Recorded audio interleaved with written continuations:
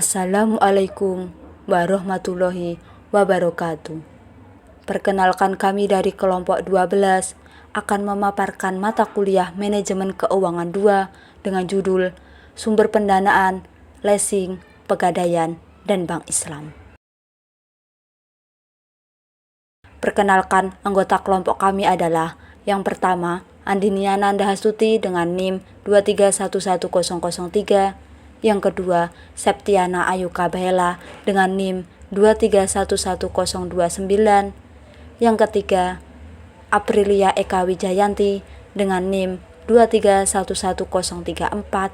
Dan yang keempat adalah Rizky Bagus Syahputra dengan NIM 2311058.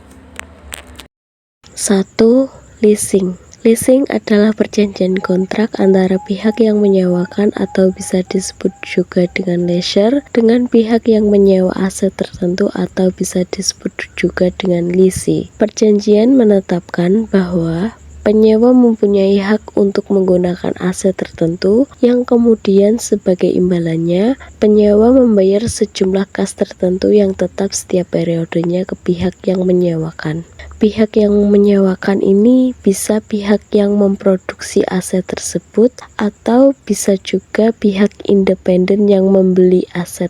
Dari sebagai contoh, misalnya, suatu rumah sakit ingin menggunakan seperangkat komputer untuk kegiatan operasionalnya. Rumah sakit tersebut bisa memperoleh komputer dengan jalan membeli komputer tersebut atau alternatif lain, yaitu menyewa komputer dari perusahaan leasing.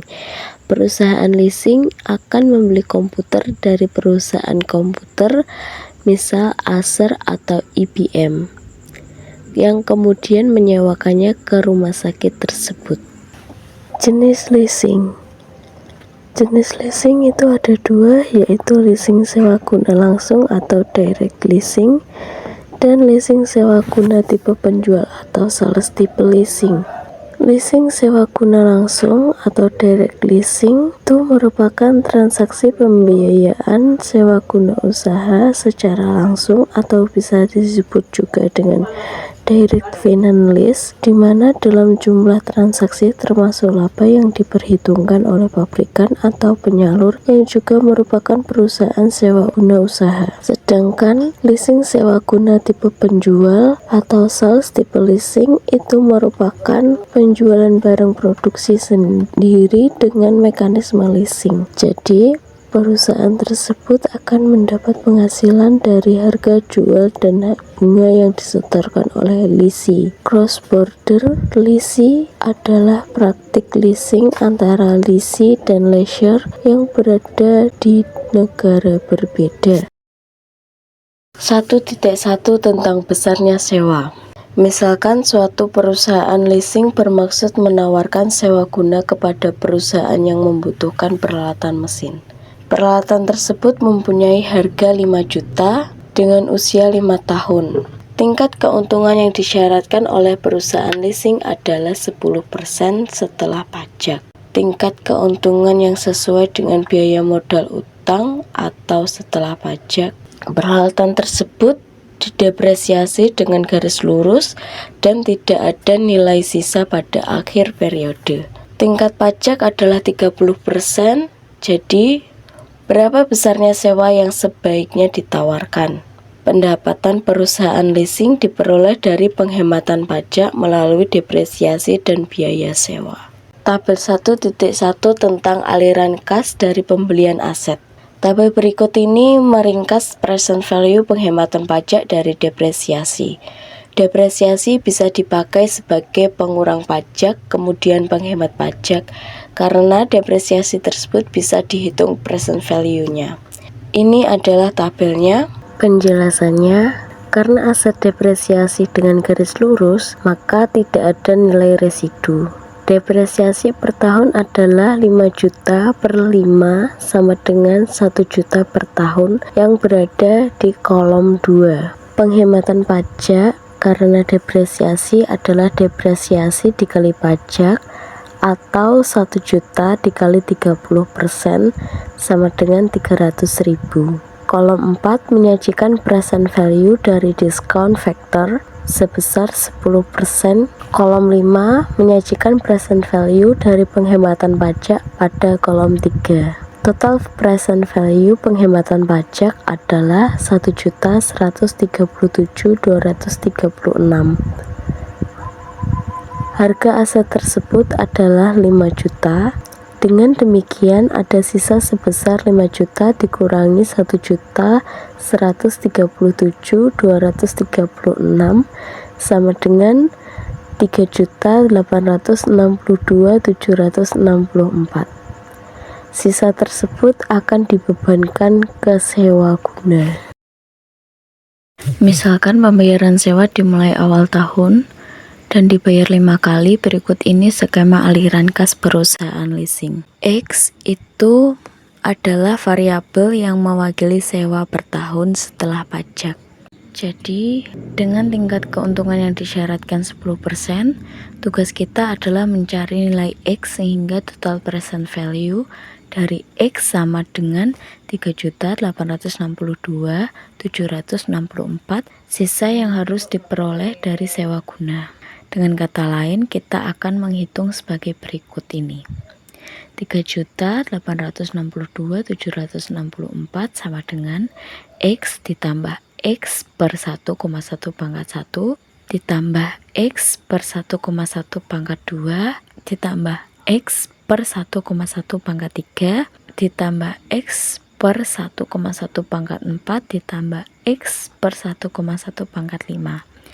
Jadi 3.862.764 sama dengan X plus X dikali Pi Viva 10%, 5 3.862.764 sama dengan X plus 3,1699X. Hasil X adalah 926.352,2. Biaya sewa sesudah pajak. Biaya sewa sesudah pajak adalah 926.352. Sebelum pajak, biaya sewa adalah 926.352 per 0,7. Hasilnya 1.323.360 dengan pembayaran sewa guna sebesar 926.352. Perusahaan leasing bisa memperoleh tingkat keuntungan sebesar 10%. Tentunya jika perusahaan leasing ingin memperoleh tingkat keuntungan yang lebih tinggi, bisa menetapkan biaya sewa yang lebih besar dari jumlah tersebut. 1.2 tentang keputusan sewa versus beli.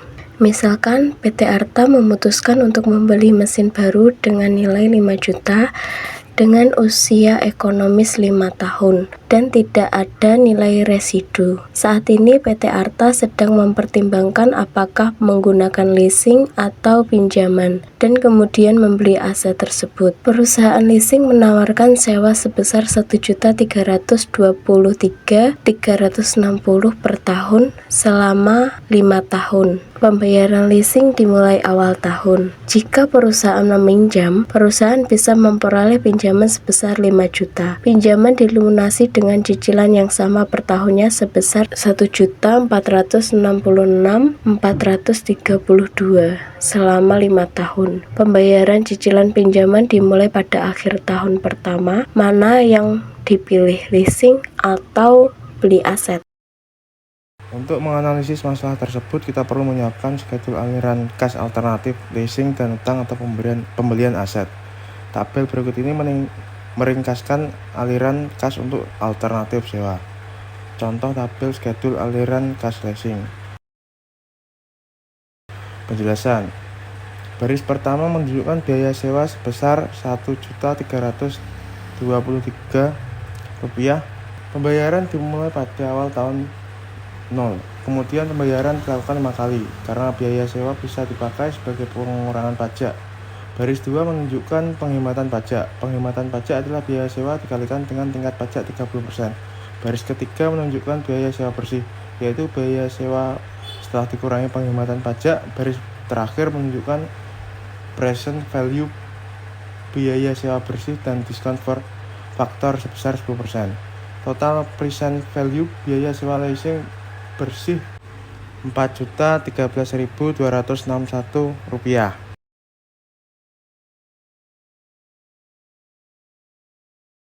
Jika perusahaan menggunakan utang, maka kita harus menghitung bunga yang dibebankan untuk setiap periodenya. Setelah bunga bisa kita hitung, kita bisa menghitung penghematan pajak karena pembayaran bunga untuk setiap periodenya. Cicilan per tahun untuk pinjaman adalah Rp1.466.432. Cicilan tersebut sebagian dipakai untuk membayar utang dan sebagian lagi dipakai untuk membayar cicilan pokok pinjaman. Alokasi amortisasi pelunasan utang bisa dilihat dari tabel berikut ini. Contoh tabel alokasi amortisasi pelunasan piutang. Kolom 1 menuliskan cicilan per tahun yang harus dibayarkan perusahaan. Kolom 3 menyajikan alokasi untuk bunga setiap periodenya. Bunga yang harus dibayar adalah 14,29%.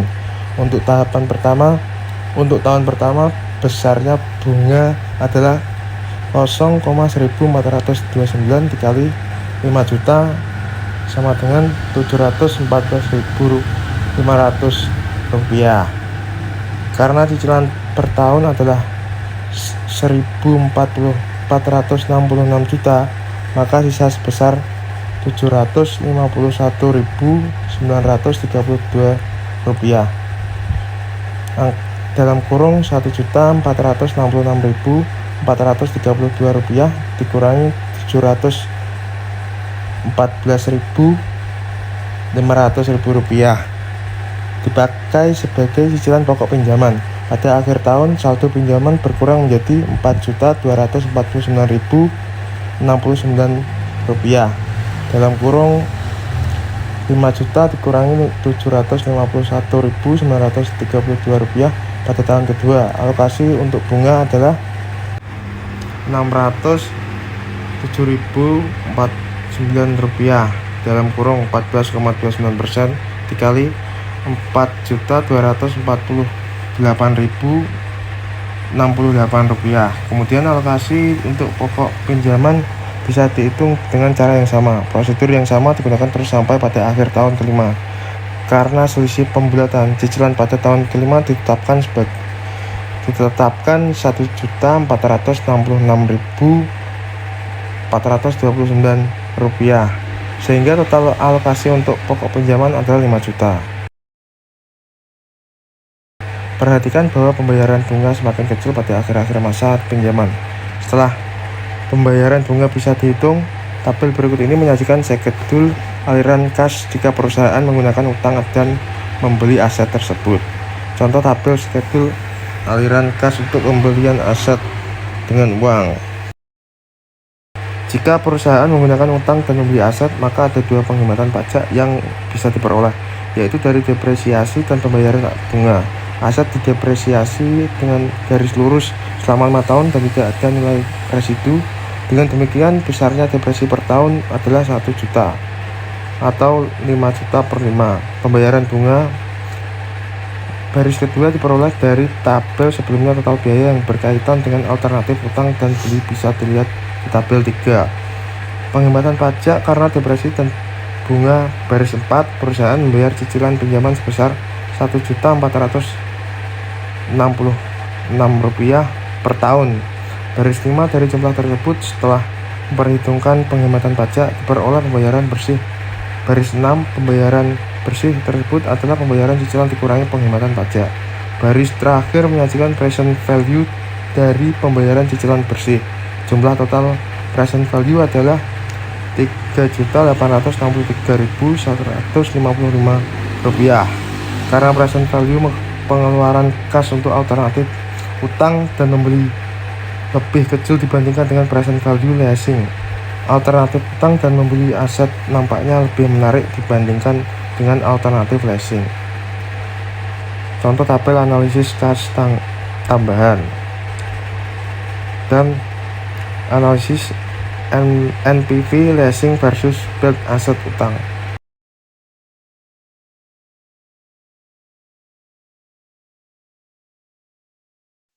Satu titik tiga. Beberapa alasan melakukan leasing. Jika pasar modal sempurna, maka leasing maupun pinjaman utang mempunyai hasil yang sama. Dengan kata lain, perusahaan akan indiferen atau sama saja antara leasing dengan utang. Tetapi jika ada ketidaksempurnaan pasar, maka leasing bisa menjadi alternatif sumber dana yang lebih menarik dibandingkan dengan utang. Dalam beberapa situasi, berikut ini beberapa alasan yang benar kenapa perusahaan melakukan leasing. 1.3.1 Alasan yang masuk akal. Perbedaan pajak. Jika tingkat pajak antara perusahaan berbeda atau asimetri pajak, maka leasing bisa menjadi pilihan sumber pendanaan. Jika asimetri pajak semakin besar, maka leasing menjadi semakin menarik. Pajak yang berkaitan dengan kepemilikan aset yang dibeli dengan utang diturunkan dari penghematan pajak karena depresiasi dan biaya bunga bisa dipakai sebagai pengurangan pajak. Jika penghematan pajak karena kedua faktor tersebut sama untuk semua perusahaan, maka keputusan leasing atau utang akan sama saja bagi perusahaan. Biaya kebangkrutan. Jika terjadi kebangkrutan, posisi perusahaan leasing atau lessor lebih baik dibandingkan dengan pihak pemberi kredit. Lessor mempunyai aset yang bisa menarik kembali aset tersebut jika terjadi kebangkrutan. Sebaliknya, pemberi kredit tidak mudah melikuidasi aset jika terjadi kebangkrutan, bahkan jika pinjaman tersebut dipinjami oleh aset. Proses kebangkrutan memakan waktu dan juga memakan biaya langsung, sehingga di samping biaya langsung yang harus dikeluarkan oleh pemberi kredit, misal untuk membayar pengacara atau akuntan, juga ada biaya kesempatan yang hilang karena proses yang memakan waktu. Lanjutan, mengurangi resiko ketidakpastian. Jika perusahaan membeli aset, kemudian setelah aset tersebut berakhir masa operasinya, maka aset tersebut bisa dijual untuk menghasilkan nilai residual atau residual value. Nilai tersebut dalam beberapa situasi sangat tidak pasti. Dengan demikian, perusahaan menghadapi resiko ketidakpastian nilai residual. Jika perusahaan tersebut risk aversi, tidak suka resiko, maka resiko tersebut bisa ditransfer ke pihak lain yang bisa menanggung risiko lebih baik. Pihak lessor atau perusahaan leasing bisa menjadi pihak yang bisa menanggung resiko dengan lebih baik karena biasanya perusahaan leasing lebih besar dan lebih berpengalaman dalam hal penilaian aset. Biaya transaksi. Misalkan saya tinggal di Jogja dan akan menjalankan usaha di Jakarta selama 1 tahun. Saya membutuhkan kantor, kendaraan, dan aset lainnya untuk menjalankan usaha tersebut. Dalam situasi tersebut akan lebih baik bagi saya untuk menyewa kantor, kendaraan, dan aset lainnya daripada membeli aset-aset tersebut dan menjual kembali 1 tahun kemudian. Biaya pembuatan kontrak leasing jauh lebih rendah daripada biaya pembelian aset dan kemudian menjualnya kembali. 1.3.2 Alasan yang tidak benar. Laporan keuangan yang lebih baik. Jika leasing tidak dikapitalisasi seperti pada operating lease, maka leasing tidak masuk ke neraca. Jika perusahaan menggunakan utang untuk membeli aset bukannya sewa, maka utang tersebut akan masuk ke neraca. Secara umum, semakin besar utang, maka laporan keuangan akan semakin nampak lebih jelek. Alternatif leasing dengan demikian nampak akan lebih menarik, karena meskipun kewajibannya sama dengan utang atau pembayaran sewa secara periodik mempunyai konsekuensi yang hampir sama dengan pembayaran utang secara periodik. Tetapi leasing tidak memperburuk laporan keuangan. meningkatkan ROA. Di samping laporan keuangan yang baik, leasing digunakan untuk meningkatkan ROA atau Return on Asset dibandingkan dengan utang. ROA didefinisikan sebagai laba setelah pajak dibagi total aset. Biaya leasing biasanya lebih rendah dibandingkan dengan gabungan biaya bunga dan biaya depresiasi. Oleh karena itu, laba setelah pajak untuk alternatif leasing akan lebih tinggi dibandingkan dengan laba untuk alternatif utang dan membeli aset. Dari segi pembagi, jika perusahaan membeli aset, maka aset tersebut akan tercatat di neraca. Sebaliknya, jika melakukan leasing, perusahaan tidak akan mencatat aset tersebut di neraca. Total aset akan semakin meningkat yang mengakibatkan pembagi dalam formula ROA menjadi semakin besar. Hasilnya adalah ROA yang semakin kecil jika perusahaan menggunakan utang untuk membeli aset. 2. Pegadaian 2.1 Pendahuluan. Pegadaian merupakan usaha pembayaran dengan jaminan barang bergerak. Perum Pegadaian merupakan perusahaan atau unit usaha yang memperoleh monopoli pelaksanaan usaha pegadaian di Indonesia. Usaha pegadaian lahir di luar Perum Pegadaian bisa digolongkan sebagai usaha gelap, meskipun dalam praktek sering dijumpai usaha pegadaian baik oleh lembaga non-formal atau individu-individu maupun oleh lembaga formal. Tujuan Perum Pegadaian sesuai dengan Peraturan Pemerintah Nomor 10 Tahun 1990 adalah penyediaan pelayanan bagi masyarakat umum dan sekaligus memupuk keuntungan berdasarkan prinsip pengelolaan perusahaan yang sehat dan bertujuan baik untuk 1. Turut melaksanakan dan menunjang pelaksanaan kebijakan dan program pemerintah di bidang ekonomi dan pembangunan nasional pada umumnya melalui penyaluran uang pinjaman atas dasar hukum gadai. 2. Mencegah praktek pegadaian gelap, riba, dan pinjaman tidak wajar lainnya. Usaha pokok yang dijalankan oleh pegadaian pada dasarnya adalah pinjaman dengan jaminan bergerak. Sasaran yang dituju adalah kelas menengah ke bawah atau kelas pinjaman yang relatif kecil. Contoh jenis barang yang bisa diterima sebagai barang jaminan adalah sebagai berikut. A. Barang-barang perhiasan. B. Barang-barang elektronik. C. Kendaraan atau sepeda, sepeda motor, dan mobil. D. Barang-barang rumah tangga seperti barang pecah belah. E. Mesin jahit, mesin motor, kapal. F. Tekstil, kain batik, permasani. G. Barang-barang lain. Barang jaminan kemudian ditaruh di gudang pegadaian. Kadang-kadang ada situasi di mana prosedur peminjam tidak dilakukan sepenuhnya.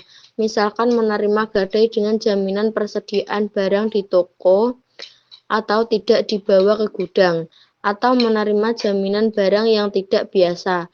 Dalam hal ini, resiko yang dihadapi adalah sulit menjual barang jaminan atau resiko nilai taksir yang terlalu mudah yang mengakibatkan nilai jual barang jaminan lebih rendah dibandingkan dengan jumlah pinjaman uang yang diberikan. Pinjaman tingkat sewa modal atau bunga dan jangka waktu pinjaman digolongkan ke dalam 5 golongan sebagai berikut ini. Tabel 7. Golongan pinjaman pegadaian. Golongan A. Pinjaman yang diberikan 5.000 sampai 40.000. Jangka waktu 4 bulan. Sewa modal per 15 hari 1,25%. Maksimum sewa modal 10%. Golongan A. Golongan B. Pinjaman yang diberikan 40.500 sampai 150.000. Jangka waktu 4 bulan. Sewa modal per 15 hari 1,75%. Maksimum sewa modal 14%, golongan B.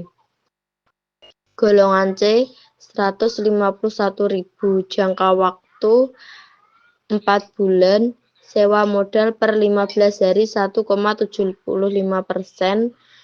maksimum sewa modal 14%, golongan C. Golongan D kurang dari 500.000, jangka waktu 4 bulan, sewa modal per 15 hari 1,75%, maksimum sewa modal 14%, golongan D. Golongan E 510.000 sampai 2,5 juta atau sampai dengan 2 juta, jangka waktu 24 bulan, sewa modal per 15 hari 2% bulan flat, maksimum sewanya minus, golongan E.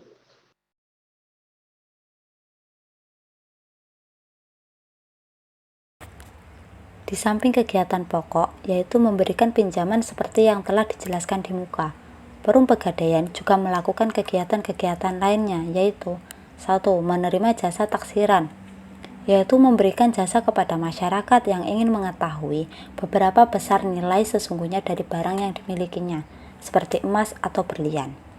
Pelayanan ini merupakan pengembangan lebih lanjut kemampuan pegadaian dalam penilaian suatu barang. 2. Menerima jasa titipan, yaitu memberikan pelayanan kepada masyarakat yang ingin menitipkan dalam waktu lama, misal naik haji atau keluar kota.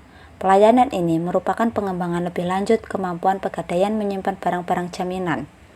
3. Bekerja sama dengan pihak ketiga dalam memanfaatkan aset perusahaan dalam bidang bisnis properti, seperti dalam pembangunan gedung kantor dan pertokoan dengan sistem build, operate, and transfer. 4. Kredit pegawai, yaitu kredit yang diberikan kepada pegawai yang berpenghasilan tetap. Sementara itu, diversifikasi dalam sektor pembiayaan yang didasarkan pada kemampuan pembiayaan dalam jumlah kecil belum banyak dilakukan oleh pegadaian.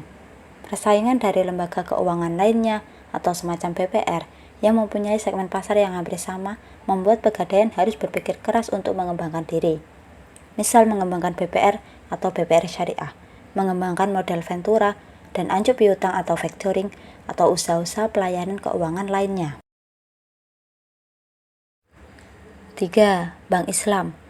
Bank Islam mulai beroperasi di Indonesia berdasarkan Undang-Undang Perbankan tahun 1992 atau Undang-Undang Nomor 7 tahun 1992.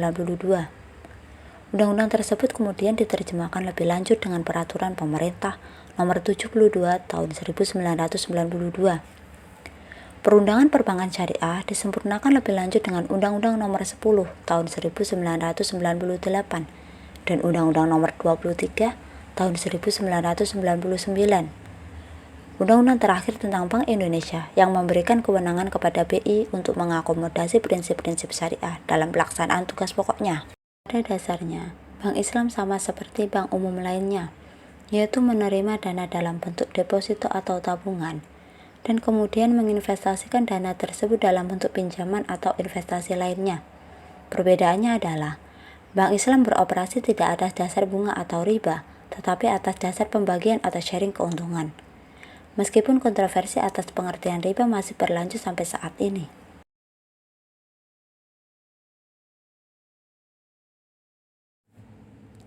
(3.1) Prinsip-prinsip dasar operasi Bank Islam dengan pembagian keuntungan. A. Al-Mudorobah, B. Al-Musyarakah atau profit sharing, C. Al-Waidah, D. Al-Murubahah, E. Al-Bai bitaman ajil, F. Al-Bai al-din, G. Al-Sarf, H. Al-Ta'jiri atau leasing dengan hak pembelian, I. Al-Ijarah atau leasing tanpa hak pembelian, J. Al-Wakalah, K. Al-Kafalah atau jaminan, L. Al-Hiwalah, M. Al-Khord ul-Hasan. 3.2 Bank Islam di Indonesia. Di Indonesia saat ini sudah ada kegiatan perbankan Islam yang dilakukan oleh Bank Muamalat Indonesia atau BMI dan Bank Perkreditan Rakyat Syariah atau BPRS yang jumlahnya sudah mencapai puluhan. Bank Muamalat Indonesia didirikan pada tahun 1992 dan masih merupakan satu-satunya bank umum yang beroperasi dengan syariat Islam di Indonesia. BMI di samping mempunyai manajemen sebagaimana halnya bank biasa, juga mempunyai Dewan Pengawas Syariah yang anggotanya terdiri dari para alim ulama terkemuka. Fungsi pokok dewan tersebut adalah mengawasi agar produk atau jasa yang dikeluarkan oleh BMI sesuai dengan syariat Islam. Dari materi yang telah disampaikan oleh anggota kelompok kami dengan judul Sumber Pendanaan, Leasing, Pegadaian, dan Bank Islam, dapat ditarik kesimpulan yaitu 1. Membicarakan sumber pendanaan, leasing, pegadaian, dan bank muamalah atau Islam. 2. Leasing adalah perjanjian kontrak antara pihak yang menyewakan atau lessor dengan pihak yang menyewa aset tertentu atau lessee. 3. Lessor bisa menghitung besarnya biaya sewa yang akan dibebankan dengan menggunakan perhitungan atas aliran kas yang berkaitan dengan pembelian aset yang kemudian akan disewakan tersebut. Calon lessee akan mengevaluasi menarik tidaknya sewa dengan membandingkan dengan alternatif beli atau biasanya dengan utang. 4. Ada beberapa alasan melakukan leasing yang benar atau rasional dan yang tidak benar. 5. Pegadaian merupakan usaha pembayaran dengan jaminan barang bergerak. Perum Pegadaian merupakan perusahaan atau unit usaha yang memperoleh monopoli pelaksanaan usaha pegadaian di Indonesia. 6. Bank Islam telah beroperasi di Indonesia berdasarkan Undang-Undang Perbankan tahun 1992. Undang-undang tersebut kemudian diterjemahkan lebih lanjut dengan Peraturan Pemerintah Nomor 72 Tahun 1992 dan disempurnakan lebih lanjut melalui Undang-Undang Nomor 10 Tahun 1998 dan Undang-Undang Nomor 23 Tahun 1999. Undang-undang terakhir tentang Bank Indonesia yang memberikan kewenangan kepada BI untuk mengakomodasi prinsip-prinsip syariah dalam pelaksanaan tugas pokoknya. 7. Pada dasarnya, bank Islam sama seperti bank umum lainnya, yaitu menerima dana dalam bentuk deposito atau tabungan, dan kemudian menginvestasikan dana tersebut dalam bentuk pinjaman atau investasi lainnya. Perbedaannya adalah, bank Islam beroperasi tidak atas dasar bunga atau riba, tetapi atas dasar pembagian atau sharing keuntungan. Meskipun kontroversi atas pengertian riba masih berlanjut sampai saat ini. Berikut merupakan referensi dari materi yang telah kami ulas mengenai sumber pendanaan, leasing, pegadaian, dan bank Islam, yaitu buku Manajemen Keuangan edisi 2, karya Dr. Mamdu M. Hanafi, MBA. Baik, terima kasih. Sekian presentasi dari kelompok kami. Wassalamualaikum warahmatullahi wabarakatuh. Tertanda kelompok 12.